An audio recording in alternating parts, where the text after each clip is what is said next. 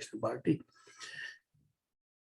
ناظرین و سامعین، پروگرام حسب معمول پاکستان کی سیاسی صورتحال اور کچھ آنے والے دنوں کے مناظر بھی نظر آئیں گے.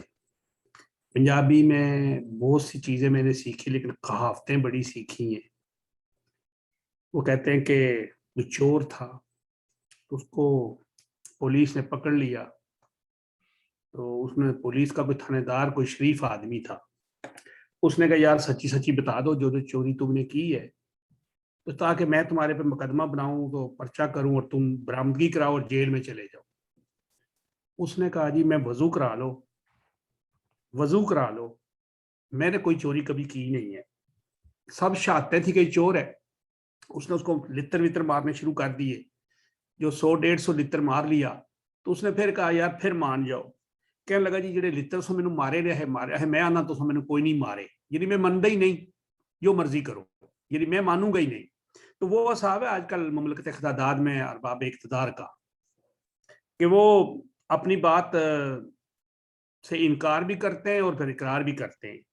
اسی طرح پی ایم کہتے ہیں ہمارے بڑے مثالی تعلقات ہیں، لیکن ادھر بلوچستان میں وہی کام شروع ہو گیا جو 2016 میں نواز شریف صاحب کے آنے کے ساتھ شروع ہوا تھا، جو ان کے خلاف بھی وہ ثناء اللہ ظاہری کی جو گورنمنٹ تھی اس کو ہٹایا گیا تھا. آج کل وہاں پہ بھی تحریک عدم اعتماد پیش ہو گئی ہے.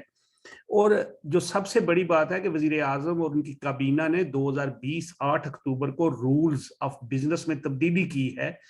اور اس جو کل کوئی ایک سوشل میڈیا پہ ایک سعید صاحب نے، چودھری سعید نے وہ ظاہر کیا ہے نوٹیفیکیشن، اس میں وفاقی کابینہ کے نے وزیر اعظم کو یہ اختیار دیا ہوا ہے کہ وہ کرنل سے اوپر کی تمام تقرریاں وزیر اعظم کی سوابدید پہ ہوں گی. یعنی لیفٹنٹ کرنل سے اوپر جب full colonel, brigadier, major general, lieutenant general اور یہ ساری چیزیں جو ہیں، تو یہ پتہ نہیں ان فوجیوں کو پتہ ہے تھا یا نہیں، آپ پتہ لگا تو پتہ نہیں اب اس کا یہ کس طرف ڈول جائے گا. اور اگر کسی فوجی افسر کو نوکری سے نکالا جائے تو اس کی بھی اپروول جو ہے وزیر اعظم ہی دیں گے. یعنی اگر کیپٹن میجر کسی کو بھی نکالیں گے تو یہ بھی کریں گے. اور فضائیہ اور نیول کے جو مساوی افسران کی تقرری ہے وہ بھی وزیر اعظم کی سوابدید پہ ہوگی. اور تمام جنرل کی تقرری پی ایم صدر کی مشاورت سے کرے گا. یعنی یہ آج نواں کٹا کھل گیا. اب چلتے ہیں شوکت کشمیری صاحب کے پاس کہ یہ جو معاملات ہیں یہ تو میرا خیال ہے کوئی عدم استحکام کی طرف جا رہے ہیں. السلام علیکم جی. جی وعلیکم السلام.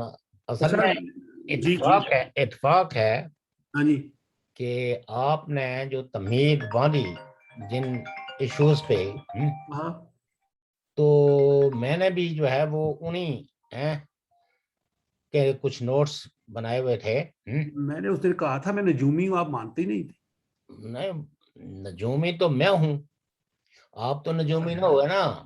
آپ نے تو پروگرام کے حوالے سے ترتیب دینی تھی، اچانک حملہ کرنا تھا. لیکن آپ یہ دیکھیں کہ یہ جو میں نے نوٹس تیار کیے ہیں کسی پہ کیے، ان میں بھی یہی کہ 8 اکتوبر ٹھیک 2020 کو جی کل 2 کافیاں ہو گئی میری آپ کی طرف. جو رول آف بزنس جو ہے، رولز آف بزنس جی آرمی کے متعلق انہوں نے کیبنٹ کے ایک اجلاس میں چینج کیے. اور جو کچھ آپ نے کہا بالکل اسی طرح کہ اب یہ ہے کہ یعنی نواں کٹا کھلے گا، نیا کٹا ایک نیا کٹا کھلے گا یا کٹا ذبح ہوگا. وہ کل کسی نے کہا تھا نا کہ عمران خان ڈٹ گئے ہیں، تو کسی نے اس پہ پھپتی لگائی تھی کہ ڈٹ نہیں گئے، پھنس گئے. اور اصولی طور پر اگر مجھ سے پوچھیں تو پاکستان میں سویلین سپریمیسی تو اسی صورت میں قائم ہو سکتی ہے جب ایک پرائم منسٹر کو ملٹری کے انٹرنل میٹر میں بھی کچھ سے ہو. لیکن اس کا جو خراب پہلو ہے، یعنی پاکستان کے کانٹیکسٹ میں تو شاید اس پہ آپ شادیانے بجا سکتے ہیں ان رولز آف بزنس کو چینج کرنے کے حوالے سے، لیکن ایک پروفیشنل آرمی پوری دنیا میں، یہ نہیں کہ کوئی پاکستان ایکسیپشن ہے، پوری دنیا کے اندر جو ہے وہ آرمی کے اندر ایک چین آف کمانڈ کا کنسپٹ ہے. ہر جونیئر نے سینئرز کو اور ہر سینئر کو وہ اختیار ہے کہ وہ کسی کو بھی سیک کر سکتا ہے, اس کو کوئی پنشمنٹ اناؤنس کر سکتا ہے. ہاں, کر سکتا ہے. جی بالکل. ہر آرمی کے اندر ایک میکانزم ہوتا ہے کہ ہر وکٹم کو اپیل کا حق ہوتا ہے اور اپنا پورا کیس پریزنٹ کرنا کہ بھئی اس میں سینئر نے فیصلہ درست کیا یا غلط کیا, اس کی ایک اکاؤنٹیبلٹی ہو سکتی ہے. With in army rank and file یہ آج تک کی جو دنیا ہے, جب سے یہ نیشن سٹیٹ بنی ہیں اور فوجیں بنی ہیں, اور فوجوں کا تو آپ کو پتا ہے کہ کنسپٹ اس سے بھی پہلے کا ہے, بلکہ انحصار ہی فوجوں پہ ہوتا تھا. جتنی کسی کی مضبوط فوج ہوگی, جتنے وہ حکم کی پابند ہوگی, تو اگر آپ کو یاد ہوگا کہ جو الیگزینڈر دی گریٹ جی جب وہ دنیا کو فتح کرنے چلے تو راستے کی مشکلات اور مسائل سے تنگ آ کے کچھ سینئر فوجی افسروں نے ان کو یہ مشورہ دیا کہ واپس چلے جائیں, واپس چلنا چاہیے. لیکن انہوں نے ان کو کہا کہ آپ یہ تجویز دے رہے ہیں یا کوئی حکم سنا رہے ہیں؟ تو انہوں نے کہا نہیں ہم تجویز دے رہے ہیں. انہوں نے کہا اگر آپ تجویز دے رہے ہیں تو ٹھیک ہے, لیکن آپ نے میرے آرڈرز کو فالو کرنا ہے, اور انہوں نے کسی تجویز کو نہیں مانا. یعنی آپ یہ کہہ سکتے ہیں کہ زمانہ قدیم سے لے کے ایک فتوحات کے لیے ڈسپلن, ایون جو پولیٹیکل آرگنائزیشن جن کو کہتے ہیں کہ جو ورلڈ آرگنائز ڈسپلنری آرگنائزیشنز ہوتی ہیں وہی تبدیلی پہ قادر ہوتی ہیں, ورنہ نہیں تو یہ مفاہمتی ہوتی ہے. یعنی بورجوا انقلاب کے بعد پولیٹیکل پارٹیوں کا رول ایک مفاہمتی رول ہے, ایک سالسی کا رول ہے, جو اپر کلاس اور لوور کلاس کے درمیان political parties, bourgeois political parties ایک طرح کا ایک سالسی کراتی ہیں, انگیج کرتی ہیں لوور کلاس کو بھی اور اپر کلاس کو بھی. اور گہے جس وقت وہ ان کے تجزیے میں یہ آئے کہ حالات بہت بدتر ہیں, تو پھر وہ کچھ پیکیجز کا بھی اعلان کرتے ہیں کہ تاکہ کوئی ایسی سچویشن نہ ہو کہ تنگ آمد بدجنگ آمد کی صورتحال پیدا ہو جائے. جی بہرحال عمران خان صاحب نے جو کیا, اس پہ ابھی کچھ تبصرہ کرنا تو قبل از وقت ہے, لیکن ایک چیز یہ ہے کہ جو D G I S I کی تقرری کا جو نوٹیفیکیشن پرائم منسٹر آفس سے جاری ہونا تھا اس میں ڈیڈ لاک ابھی بھی موجود ہے. البتہ وزراء کے دعوے اور باتیں اور خوشخبریاں چیزیں پروسیس ہو گئی ہیں, جاری ہو جائے گا 1 دن میں 2 دن میں. آج 9 دن ہو گئے ہیں, یعنی ان کی تقرری کا جو نوٹیفیکیشن ملٹری نے جاری کیا تھا اس کو 9 دن ہو گئے ہیں, لیکن پرائم منسٹر نے جو اڑچن ڈالی ہے, جو رکاوٹ ڈالی ہے کہ پرائر پرمیشنز جو ہے وہ مجھ سے لی جانی چاہیے تھی یا لی جانی چاہیے, اور یہ میری ڈومین ہے کہ میں آئی ایس آئی کے لیے کس کو چیف بناؤں. چونکہ یہ روایتیں تو پاکستانی پالیٹکس میں موجود ہیں. آج کل تو چونکہ ہر جگہ ڈیبیٹ ہو رہی ہے, ڈسکشن ہو رہی ہے کہ کس طرح بینظیر بھٹو صاحبہ نے ایک ریٹائرڈ جنرل پلو کو جو ہے نا وہ آرمی چیف, تو اس سے ایک چیز کا تو اظہار ہوتا ہے کہ کوشش سب نے کی ہے, کوشش سب نے کی ہیں, کامیاب نہیں ہوئے. غالباً کل ہم نے ذکر کیا تھا کہ وہ جو جنرل بٹ صاحب تھے ज़ियाउद्दीन भट्ट साहब, ज़ियाउद्दीन भट्ट साहब, उनकी पेंशन अभी तक बंद है जी।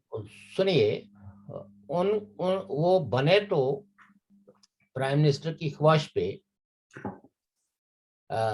ISI चीफ, जी जी जी जी जी।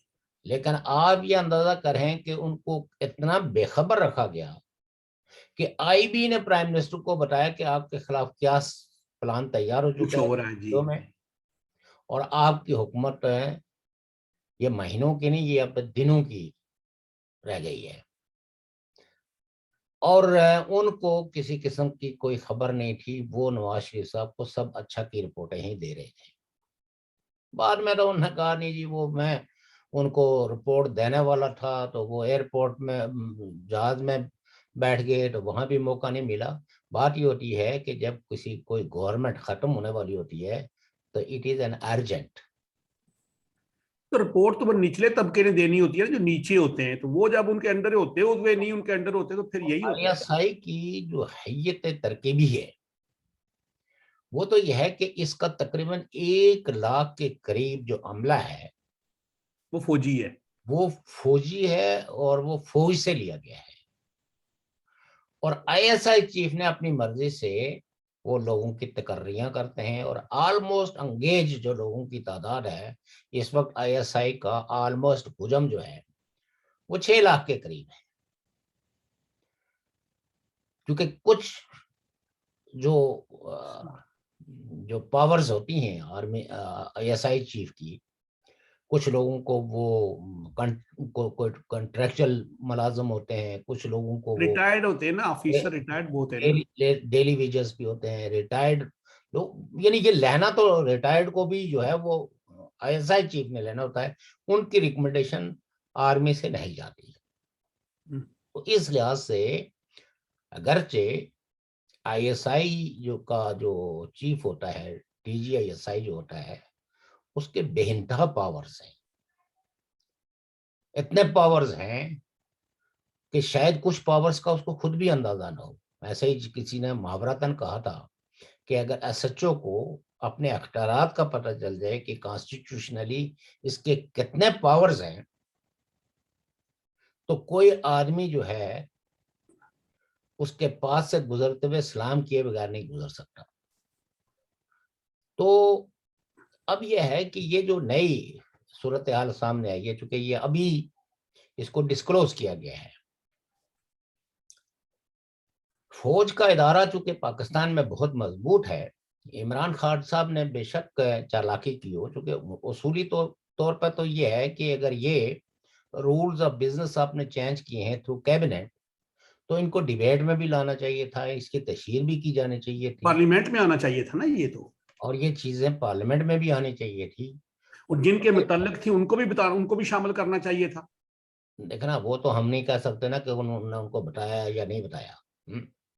अगर उनको उनसे, हालात तो यही है ना। मैं समझता हूं कि अगर जनरल बाजवा या कोर कमांडर्स, उनको तो जनरल फैज हमीद को सैक करना चाहिए। ये तो उसके फ्राइज में शामिल था कि अगर आर्मी के इंटरेस्ट के खिलाफ एक कैबिनेट इतना बड़ा फैसला कर रही है कि जिसमें rules of business he change करके आर्मी चीफ के अख्तियारात एक सिंबॉलिकली रह गए, और अख्तियार सारा जो है वो प्राइम मिनिस्टर की कुर्सी को मिल गया है कि किसको तरक्की देनी है, किसका तबादला करना है, यानी पोस्टिंग किसकी करनी है, प्रमोशन कैसे होनी है, हर चीज की इन रूल्स ऑफ बिजनेस के तहत, यानी आर्मी के अंदर जो भी तब्दीली की जाएगी उस तब्दीली के लिए जो तजवीज आएगी पहले प्राइम मिनिस्टर उसको अप्रूव करेगा और प्रेसिडेंट उसका नोटिफिकेशन जारी करेगा, तब जाके उसमें किसी किस्म की भी कोई तब्दीली या तगैर हो सकता है। लेकिन यकीनन अगर ये मीडिया के सामने अब चीजें आ रही हैं, अब एक्सपोज हो रही हैं, तो कहते हैं ना कि बहुत सारी सच्चाइयां वो उसी वक्त सामने आती हैं जब तजाद उभरता है। तो इमरान खान साहब की हुकूमत और आर्मी के दरमियान जब छोटा मोटा मफादात का तजाद उभरा, और वो तजाद भी मैं बता दूं कि आर्मी का आर्मी की ये ओपिनियन थी एक वक्त में, जब इमरान खान को جس لاڈ پیار سے لایا گیا تھا، اور اسی لیے اس کا نام ہی لوگوں نے لاڈلا رکھ لیا تھا، تو وہ یہ تھا کہ ان سیاستدانوں کو، پولیٹیکل پارٹیز کو جتنی گالیاں آپ دے سکتے ہیں وہ دیں. وہ دیں. چونکہ آرمی کا اس وقت انٹرسٹ یہ تھا کہ یہ سیاست ایک گالی بن کے رہ جانی چاہیے، چونکہ یہاں جو وقتاً فوقتاً جمہوریت کا سول سپریمیسی اور جمہوریت اور ٹرانسپیرنسی اور اکاؤنٹیبلٹی کے جو تصورات ابھرتے رہے ہیں، جی یہ سب لوگ جو ہے نا ان تصورات کے ساتھ دفن ہو جانا چاہیے. جی لیکن یہ حسن اتفاق ہے یہ، یا پولیٹیکل پارٹیز یا لیڈرشپ کی کہ غیر معمولی تدبر نے آہستہ آہستہ سچویشن وہاں تک پہنچا دی کہ جس میں آرمی وہ کچھ نہیں کر سکی، جی اور ساتھ میں جس لاڈلے کو، جس لاڈ پیار کے ساتھ اور پوری دھونس اور دھاندلی کے ساتھ لائے تھے، وہ پبلک کے اندر اپنا کوئی امیج برقرار نہیں کر سکے، چونکہ انہوں نے کچھ ڈیلیور نہیں کیا. عوام کی مشکلات اور مسائل دن بدن اس میں اضافہ ہوتا رہا، اور پھر بانچ پن کا عالم یہ تھا کہ جو چیزیں پاکستان کو سوٹ کر سکتی تھی اس پہ بھی پرائم منسٹر نے ایسا موقف اختیار کیا، جیسے آرمی چیف نے کسی فورم پہ تقریر کرتے ہوئے کہا کہ انڈیا کے ساتھ کانفیڈنس بلڈنگ میجرز کے لیے تجارت کا آغاز کیا جانا چاہیے تاکہ ہم پیس پروسیس کی طرف بڑھیں. جی اور اسی کے ساتھ جو ہے وہ کیبنٹ میں بھی وہ چیزیں ڈسکس ہوئی اور اپروول ہوئی. لیکن جس وقت فائنل سمری پرائم منسٹر کے پاس لے کے جو فائنانس منسٹر تھا وہ گیا، تو عمران خان صاحب نے انکار کر دیا، اور انہوں نے کہا کہ جب تک 370 بحال نہیں ہو جاتی اس وقت تک انڈیا کے ساتھ کسی قسم کے کوئی تعلقات جو ہے وہ قائم نہیں ہو سکتے، اور نہ ہی ہم کسی قسم کے ایسا کوئی قدم اٹھا سکتے ہیں جو جو جو ہمارے ماضی کے موقف میں کوئی کمزوری ظاہر کرے. اور نتیجہ یہ ہے کہ ان تعلقات کی شروعات نہیں ہو پائی.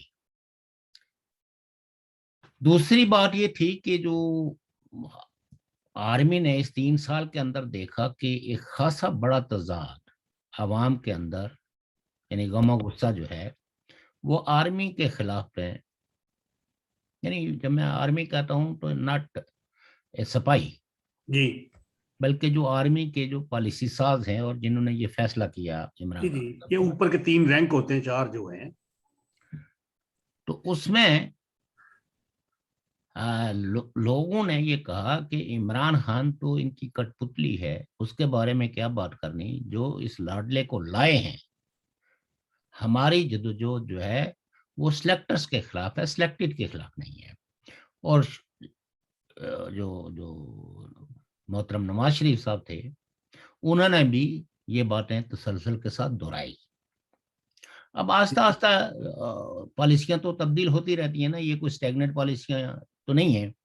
جی یہ وقت اور حالات کے ساتھ جو ہے وہ پولیٹیکل پارٹیاں بھی ظاہر ہے کہ اپنے جینے کے لیے، یعنی جیت البقا کے نظریے کے تحت وہ پالیسیاں ترتیب دیتی ہیں. جی جو آج کل آپ دیکھ رہے ہیں کہ وہ کچھ پارٹیاں بشمول جو ہے وہ مریم نواز صاحبہ، اس طرح لگتا ہے جیسے وہ آرمی چیف کی حمایت میں میدان میں آ گئی ہیں، اور عمران خان صاحب جو ہے وہ اس وقت عطف تنقید ہیں. اور یہ بھی اب ایم آر ڈی میں، پی ڈی ایم میں بھی، اور اب نون لیگ ہو گئی یا مولانا صاحب ہو گئی یا دیگر پارٹیاں ہو گئی، وہ اب جی کہتے ہیں کہ ہم نے اس حکومت کو ہٹانا ہے. جو ایکچولی بیانیہ جو تھا شروع میں پی ڈی ایم کا، اس میں ایک نقطہ تو ضرور یہ تھا کہ عمران خان کی حکومت کا خاتمہ کرنا ہے، لیکن اس میں کچھ اور نکات بھی تھی. اب یہ تو آپ کہہ سکتے ہیں کہ عمران خان صاحب نے یا یہ جو رولز آف بزنس آرمی کے جو چینج کیے گئے ہیں، اور یہ جی اپلیکیبل ہیں ساری آرمڈ فورسز پہ، یہ صرف کوئی بری فوج جی کے جی لیے جی ساری نیول جو بھی اس مساوی رینک میں آتا ہے نا کرنل سے اوپر وہ سب، اور چھوٹے رینکوں کی ڈسمس پہ وزیر اعظم کے میں تھرو۔ یہ سمجھتا ہوں کہ یہ ایک سوسائٹی مزید ڈیوائیڈ ہوگی. کچھ لوگ یہ کہیں گے، کیونکہ کئی لوگ جو ماضی میں آرمی کے غیر جمہوری اقدامات کے خلاف تھے اور ڈسے ہوئے ہیں آرمی کی یہ جو شب خون مارنے والی پالیسیاں ہیں، وہ حمایت کریں گے۔ تو شاید وہ کہیں کہ یہ بالکل درست کیا ہے اور وہ عمران خان کی تعریف حمایت کریں میں گے۔ ہیں. اور کچھ لوگ یقیناً یہ سمجھیں گے کہ یہ تو ایسے ہی بات ہے، یہ تو کوئی پریکٹیکبل یہ سول ڈکٹیٹرشپ کی طرف جا رہے ہیں۔ سول ڈکٹیٹرشپ کیا ہوگی، لیکن بہرحال اگر وہ ہے یہ بھی جو ہے۔ تو یہ یقیناً یہ جو پوائنٹ ہے اس پہ شاید کچھ لوگوں کی حمایت جو ہے وہ عمران خان کو چلی جائے. اور کچھ لوگ یہ بھی کہتے ہیں کہ it is a mutual understanding for the image building, کیونکہ عمران خان صاحب کو پولیٹیکل پارٹیاں پوچھ ہی نہیں رہی تھی، اور عمران خان صاحب کا جو رول بین الاقوامی سطح پہ بھی تھا وہ ایک آرمی سب سروینٹ کا تھا. As a politician, as a civilian prime minister, لوگ اس کو وہ عزت اور احترام دینے کے لیے تیار نہیں تھے جو بیسیکلی اس عہدے کا تقاضا ہے. لیکن میں اس نظریے کو بائی نہیں کرتا ہوں، اور یہ بہت سنجیدہ جو لوگ ہیں یہ وہ بھی کہہ رہے ہیں کہ نہیں، عمران خان صاحب جو ہے وہ ایک دمی جو پرائم منسٹر کا جو تصور تھا، تو وہ اس سے جان چھڑا رہے ہیں۔ اس سے جان چھڑانے کے لیے یہ آرمی کا اور عمران خان صاحب کا ایک میوچل پروجیکٹ ہے. الٹیمیٹلی ہونا وہی ہے جو آرمی چاہتی ہے، صرف تھوڑا سا اس کا جو بالکل ہی گرتا ہوا امیج ہے اس کو تھوڑا بہت سہارا دینے کی یہ ایک کوشش ہے. لیکن اور یہ جو کاغذ پہ یہاں تو آپ کو پتہ ہی ہے کہ پاکستان آرمی نے پاکستان کا وہ جو متفقہ علیہ کانسٹیٹیوشن تھا، جی جی اور جو 73 والا، ہے اس کی کبھی پرواہ نہیں کی ہے. تو وہ عمران خان کے رول آف بزنسز کو کہاں وہ کریں گے، اور اس کو امپلیمنٹ جو ہے وہ کیسے، یعنی ایسی کیا سویلین نیٹ ورکنگ ہے ان دا آرمی کہ کس کی پوسٹنگ ہو رہی ہے. یہ تو زیادہ سے زیادہ چلو جی پتہ چلتا ہے کہ جی جنرلز وغیرہ کا، جرنلز کا، کور کمانڈرز، یہ وہ وہی کور کمانڈر جو کور تقریباً، یا جی ایچ کیو کے اندر جو بڑی پوسٹیں ہوتی ہیں دو چار۔ وہی 7-8. جی جی وہی ہیں، بالکل وہی انٹرنل، تو ان کا سسٹم ہی اپنا ہے نا جی۔ یہ ایک خاصی پیچیدہ صورتحال ہے. ایک اور جی اور دوسری بات یہ ہے کہ وہ جو گریٹ گیم جی جی اظہار کرتے ہیں، جی جی جی 225 والی، تو یہ اس کا بھی حصہ ہو سکتا ہے، اس لیے کہ اس سے اوور آل جو ہے وہ ایک انارکی تو پیدا ہوگی.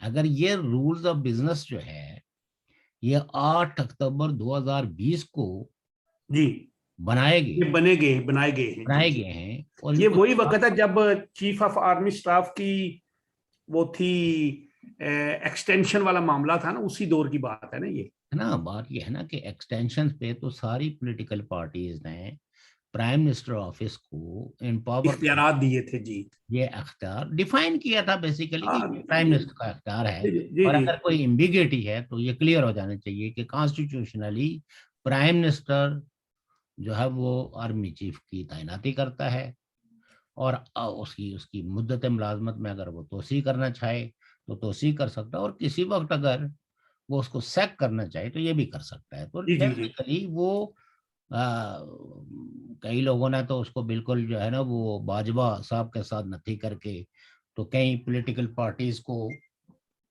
तुमते लगाना शुरू कर दी कि इन्होंने कॉम्प्रोमाइज कर दिया।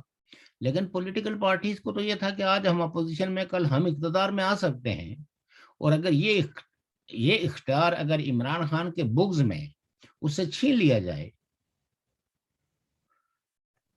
तो फिर प्राइम मिनिस्टर को अपनी रिट कायम करने में खासी दिक्कतें पेश आएंगी। तो इसलिए सारी पार्टियों ने मुतफिका तौर पर ये वोट असेंबली दिया के था। तौर पर दिया कि ये इसमें आइंदा कोई एम्बिग्युइटी नहीं रहनी चाहिए, कोई किसी किस्म का कोई शक व शुबा नहीं अब होना। आपसे मेरा एक सवाल है जी इसी वजह पे, जी क्या क्या जी पाकिस्तान आर्मी की जो एस्टेब्लिशमेंट है, जो यानी वही जो बड़े लोग हैं, हम्म, क्या इन रूल्स ऑफ बिजनेस को हम्म, वो बड़े आराम से, बड़े सुकून से, बड़ी यस सर कह के मान लेंगे? नो, मैं नहीं समझता हूँ कि ऐसा कुछ होगा। और पाकिस्तान की आर्मी आपको पता ही है कि बहुत ही ताकतवर है। उसके मुकाबले में जो पॉलिटिकल जो लीडरशिप है, सियासी जमातें हैं, वो कमज़ोर हैं। आप ये देखिए कि इमरान अपने नवाज शरीफ साहब ने सिर्फ 2 जनरलों को नामजद करके कहा कि इन्होंने 2018 को बदमाशी की, धांधली की, लोगों के मैंडेट को चराया और इमरान खान को सिलेक्ट किया। तो उस पे कई दिनों तक कॉलम लिखे जाते रहे और आप कह सकते हैं कि गद्दार वतन और यारे नहीं, मोदी और पता नहीं क्या कुछ कह रहे हैं। हत्ता के पीपल्स पार्टी के लीडरान बशमूल बिलावल भुट्टो, सब ने ब्लेम और किया जी। उन्होंने मजम्मत तो नहीं की लेकिन उन्होंने कहा कि it was a shocking news for me. तो जी जी। वो जिनको कोड़े पड़े, अगर वो भी शॉक हो गए, अगर तो कहते हैं ना कि हमें खुशगवार हैरत हुई, तो फिर तो और बात थी। लेकिन जब आप शॉक में चले जाते हैं तो इसका मतलब यह है कि आपको बहुत बुरा लगा। और मोहतरम नवाज शरीफ साहब के इस विजन या इस बयानिए को अप्रिशिएट करने वाले लोगों की, अगरचे उनके फॉलोअर्स की तादाद बहुत बड़ी है, लेकिन जो काबिल जिक्र लोग हैं उन्होंने इस बयानिए को ज्यादा खुशदिली से कबूल नहीं किया, इवन मुस्लिम लीग नून के अंदर भी। ना उसके अपने लोगों ने बड़ा कहा कि नवाज शरीफ साहब बहुत और ज्यादा ही। और और तीसरी बात यह है कि आर्मी के पास इतने वसाइल हैं, डंडे के अलावा वसाइल इतने हैं कि किसी भी पार्टी को, किसी ग्रोह को, किसी पार्लियामेंट के मेंबरान को मैनेज करना उनके लिए कोई मसला नहीं है। ये कमजोरियां हैं सिविल सोसाइटी की और पॉलिटिकल पार्टीज की। बट इस पे शायद कोई भी संजीदा आदमी भी जो पाकिस्तान की सियासत करता है इमरान खान साहब के इस रूल ऑफ बिजनेस की तायद व हमायत नहीं करेगा, क्योंकि आर्मी का जो बेसिक तस्वर है वो चेन ऑफ कमांड का होता है। और जो आर्मी का अपना मैकेनिज्म है, उस मैकेनिज्म को किसी एतबार से भी अगर डिस्ट्रॉय करने की कोशिश होगी तो फिर आर्मी का वो डिसिप्लिन तो बरकरार ही नहीं रह सकता। अगर आर्मी चीफ जो है, यानी इस रूल ऑफ बिजनेस में, तो आर्मी चीफ एक just for a symbol, he can not maintain the discipline. क्योंकि डिसिप्लिन के लिए अगर एक ऑफिसर्स को, एक जूनियर को ये खौफ न हो कि हुक्म अदूली की शक्ल में या किसी गुस्ताखी की शक्ल में मुझे सजा और सरजश मिल सकती है, बल्कि उसको अगर ये यकीन हो कि अगर इसको मुझ पे गुस्सा आएगा तो इस गुस्से के इजहार के लिए भी इसको परमिशन जाके जो है वो प्राइम मिनिस्टर से लेनी होगी। अब तो फिर तो गई बात ना। तो लिहाजा ये प्रैक्टिकली ये रूल ऑफ बिजनेस اچھا میں تو فرینکلی جی اسپیکنگ میں اب بھی، حالانکہ وہ اپنے جو دوست ہے، مجھے اس وقت ان کا نام نہیں آ رہا ہے، عمران شفقت عمران. شفقت عمران. شفقت عمران صاحب نے باقاعدہ اس رول آف بزنس کی جو کاپیز ہیں وہ جی بھی جی وہ سعید چودھری صاحب نے بھی لے آئے تھے، وہ بھی لے آئے انہوں نے دکھائی ہے. سعید چودھری صاحب نے تو رات کو کل وہ کیا تھا نا، دکھائی. لیکن آج جو لیٹسٹ جو ہے وہ انہوں نے اس پہ بہت اچھا. کمپریہنسو تجزیہ کل دیا. آپ نے ایک اور بات دیکھی ہے، وہ اسلام آباد ہائی کورٹ نے نیب کی وہ درخواست مسترد کر دی ہے نا. وہ جو انہوں نے کہا تھا نا کہ وہ ایک تو تھی نا وہ ضمانت مسترد کرنے کی، یعنی یہ باہر گھومتی ہیں، یہ باتیں کرتی ہیں، یہ کرتی ہیں. تو اس کے بعد انہوں نے کہا جی کہ وہ دوسرا انہوں نے کہا جی وہ جب اپیل ہوگی نا، جب اپیل کا فیصلہ ہوگا تو اس کے ساتھ انہوں نے منسلک کر دیا ہے. تو یہ بھی بڑا اچھا ہے، ان کو اچھا یعنی کہ ریلیف ہی ملا ہے نا. تو یعنی ایک اور جو ہے نا وہ جو ہائی کورٹ کو نیب نے وہ کہا تھا کہ ود ان 30 days، جی وہ بھی ختم کر دیا، وہ بھی مسترد کر دی. تو یہ تو سیدھی ایک طرح کی ڈکٹیشن ہے. آپ ہائی کورٹ کو یا سپریم کورٹ کو یہ تو نہیں، روزانہ کی آپ یہ بنیاد پہ درخواست دے کریں. سکتے ہیں کہ روزانہ کی بنیاد پہ آپ اس کی سماعت کریں، اور اس میں کچھ نہ کچھ آپ کو ریزن دینے ہوگا کہ یہ. لیکن کل ایک اور بات بھی ہے، چیئرمین نیب نے سرکولر جاری کیا اپنے سارے جو ان کے اسسٹنٹ آفس ہیں جو مختلف ریجن میں، کہ آپ کسی بھی کیس کو آپ ذرا ریفرنس دائر نہ کریں، کیونکہ میرا ابھی اپنا نوٹیفکیشن جاری نہیں ہوا اور میرے دستخط کسی بھی جگہ ابھی کام نہیں، وہ وائلڈ نہیں. چلیں وہ تو خیر ان کو ان کے نوٹیفکیشن کی تو میں سمجھتا ہوں کہ یہ جو ابھی نیب آرڈیننس جاری کیا ہے، لیکن نوٹیفکیشن نہیں جاری ہوا نا. آئی تھنک نوٹیفکیشن بھی جاری نہیں، وہ تو ان کی اپائنٹمنٹ کا نوٹیفکیشن ہے نا. وہی نا، ان کی اپائنٹمنٹ کا نوٹیفکیشن نہیں ہوا نا ان کی اپائنٹمنٹ کا نوٹیفکیشن وہ تو حکومت کی مرضی ہے کہ کب جاری کریں. لیکن جو سوال یہ ہے کہ جو ایکسٹینشن ہو گئی ہے وہ. جی جی جو نئے قوانین جی نیب کے انٹروڈیوس کروائے گئے ہیں تھرو آرڈیننس، ہوں اس کے تحت تو ویسے ہی اس کے دان نکال دیے ہیں، ہوں. اور این آر او جو ہے وہ موجودہ حکومت نے لے لیا ہے. اب 5 ظاہر ہے سال کہ اس قانون سے اگر دوسرے لوگ بھی استفادہ حاصل کرنا چاہیں تو وہ بھی کر سکتے ہیں. لیکن وہ ان کو تو رگڑا چڑھ گیا 3 سال، اب ان کو باقی جیل تو سارے 2 2 سال رہ آئے نا. وہ رہ گیا ہے، لیکن اب صرف اتنی اپلیکیشن داری کرنی ہوگی کہ اب یہ قوانین ویلڈ نہیں رہے تو اسی پہ مطلب یہ کہ کورٹ بری تو انہیں ویسے بھی ہو جانا تھا جب. نہیں وہ ٹھیک ہے، وہ آپ کی بات درست ہے، لیکن وہ تو جب انہوں نے دیکھا کہ نیب کے کسی قانون میں کوئی پھنسا نہیں ہے تو اب ظاہر ہے کہ یہی کرنا تھا انہوں نے، کہ جو ہمارے لوگوں پہ جو خوف کے سائے منڈلا رہے ہیں کہ ہمارے ساتھ کیا ہوگا، ہماری جو بے اعتدالیاں ہیں اور جو کرپشن ہے، اور کئی لوگ مطلب دستخط کرنے سے بھی کتراتے تھے، تو ان کے لیے انہوں نے ایک فری فار کرپشن کا ماحول کریٹ کر دیا ہے. اب اس میں کون کون ہاتھ رنگتے ہیں، کون کون نہیں. لیکن یہ ہے کہ اب تو نیب اس طریقے سے افیکٹو رہی نہیں ہے. اب یہ ہے کہ پاکستان کے یعنی موجودہ حکومت کے ہاتھ میں ایف آئی اے ہے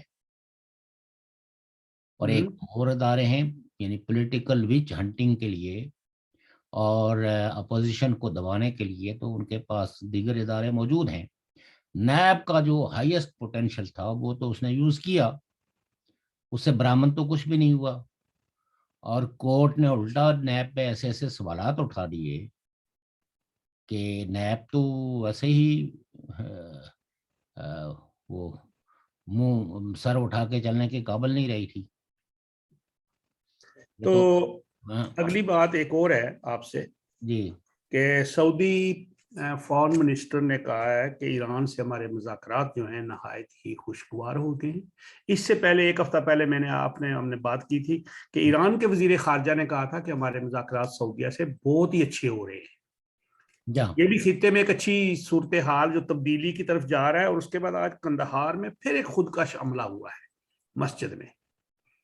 دیکھیے بات یہ ہے کہ ایران اور سعودی عربیہ کے تعلقات جلد بدیر وہ بحال ہونے ہیں. اس لیے کہ یہ تناؤ جو سعودی عرب کا اور ایران کا ہے، یہ سعودی عرب کو تو بالکل ہی سرو نہیں کرے گا. ایران نے تو مشکل ترین وقت دیکھ لیا ہے. پابندیوں کو برداشت کر کے سروائیو کر لیا. شاید کسی اور ملک پہ اگر اس طرح کی پابندی ہوتی تو اس کا سروائیول بھی 40 سال ہو گئے، 41 سال. تو یہ اچھی بات ہے. اگر مطلب ہم تو کہتے ہیں کہ ساری دنیا کے ملک جو ہے وہ اچھے تعلقات قائم کریں، ایک دوسرے کا احترام کریں، ایک دوسرے کے دکھ درد میں شریک ہونے کے اقدامات کریں ایسے کہ جس سے لوگوں کی جو بھلائی ہو سکے، اپنے جنگی اخراجات کم کریں، اور غیر جو پیداواری مدیں ہیں ان کو ختم کر کے تو ویلفیئر کا جو بجٹ ہے وہ بڑھایا جائے.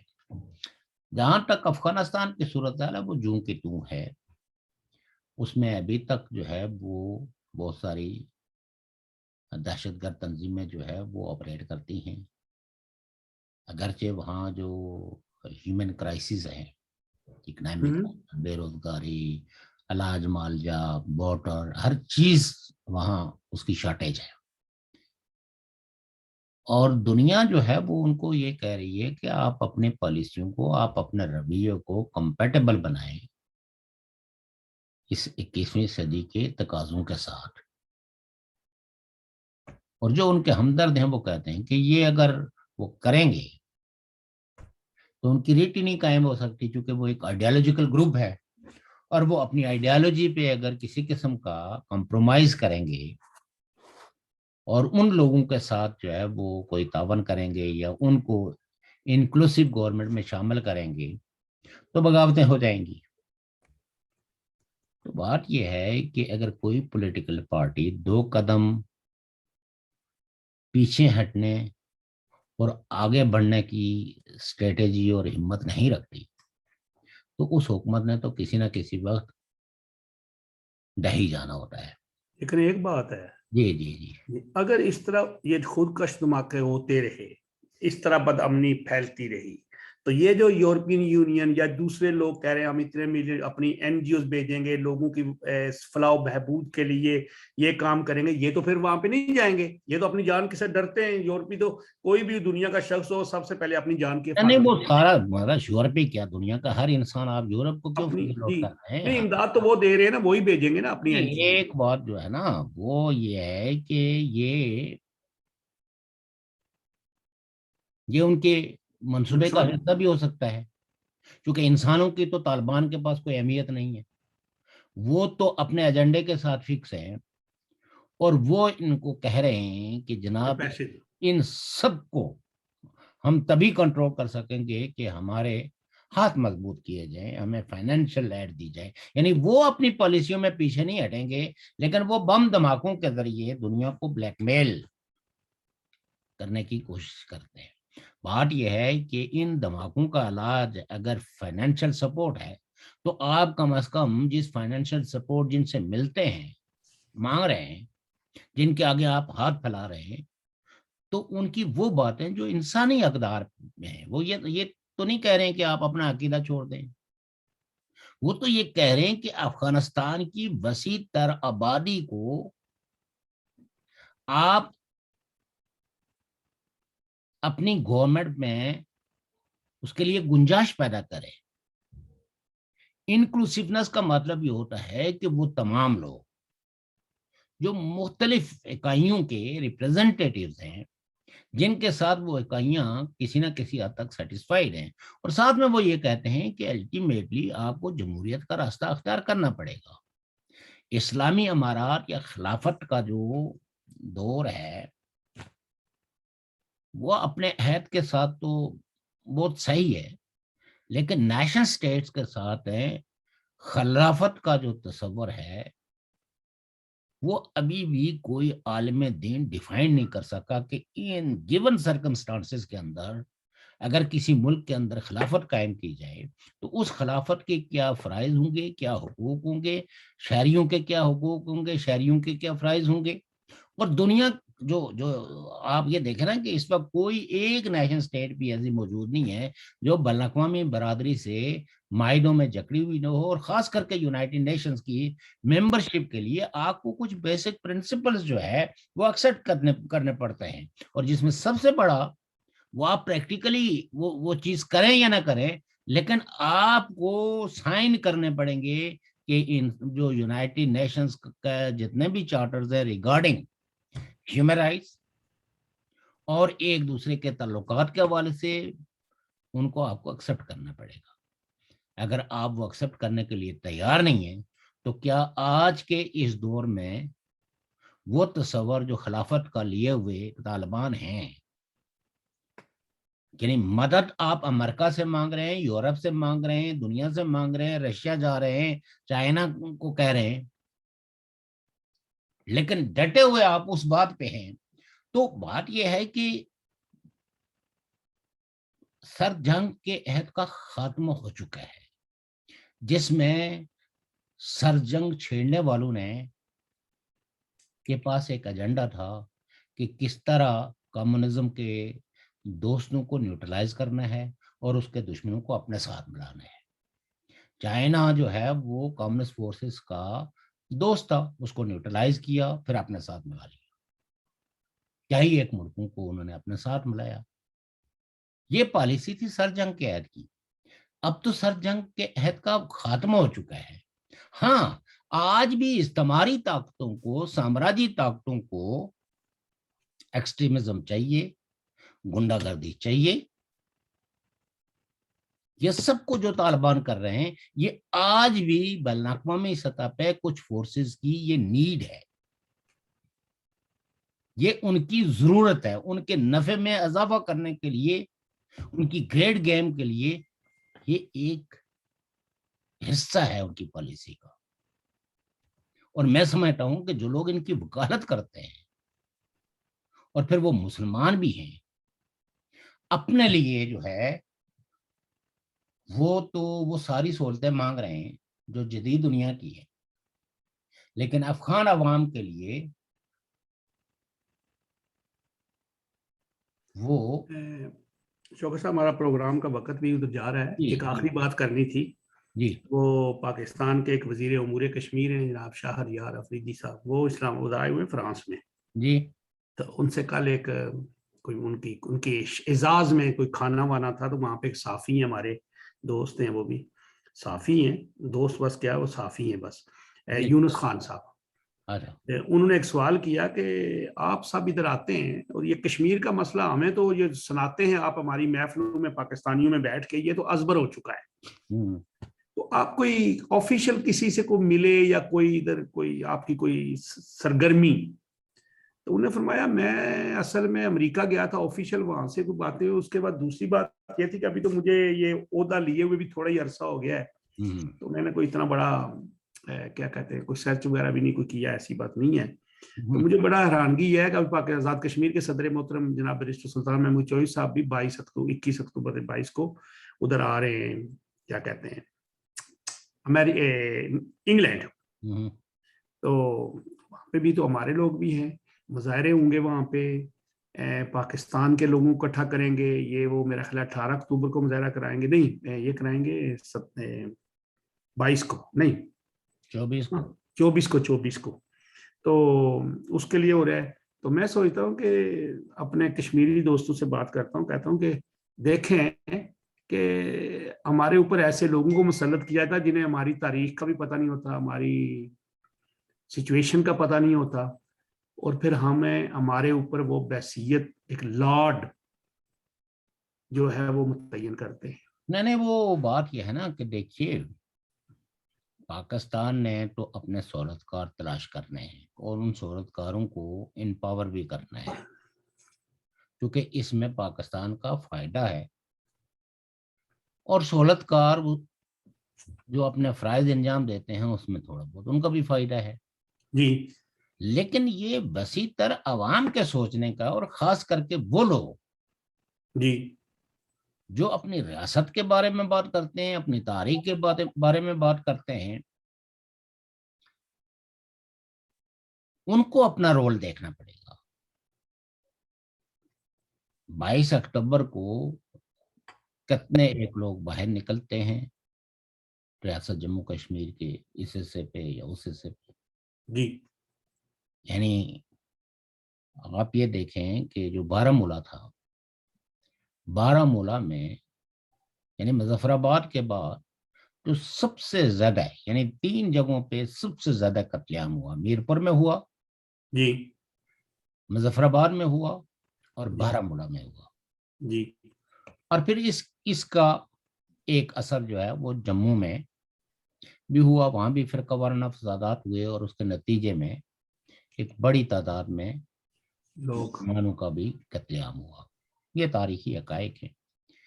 लेकिन वो लोग जो इस बैरूनी हमला आवरों के हाथों कत्ल हुए, क्या वो इस दिन को बतौर ब्लैक डे, बतौर शोक मनाएंगे? श्रीनगर में पुलिस बनाएंगे,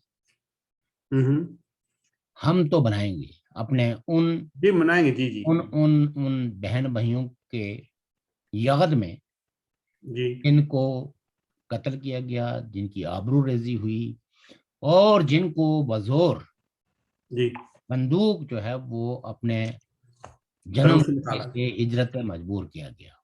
हम्म, हम तो उनके लिए अपनी मोहब्बत, अपना खलूस निछावर करेंगे और हमला आवरों के खिलाफ अपने जज्बात बरहमी का भी, और इस दिन को अपनी तारीख का एक सियातरीन दौर के तौर पर हमेशा अपने अपने आप को भी और अपनी नस्लों को भी ये इल्म मुंतकिल करेंगे कि आपके वतन के साथ ये हुआ। और उसके इम्पैक्ट ये हैं कि आज रियासत जम्मू कश्मीर की वहदत की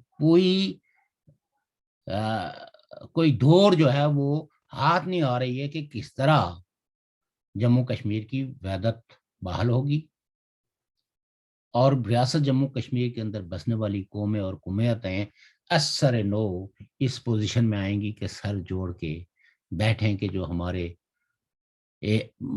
इश्तराक अर्ज कैसे होगा, हमारे मुश्तरक मफादात को कैसे डिफाइन किया जाएगा, हम अपनी तारीख को की दोबारा बहाली कैसे करेंगे।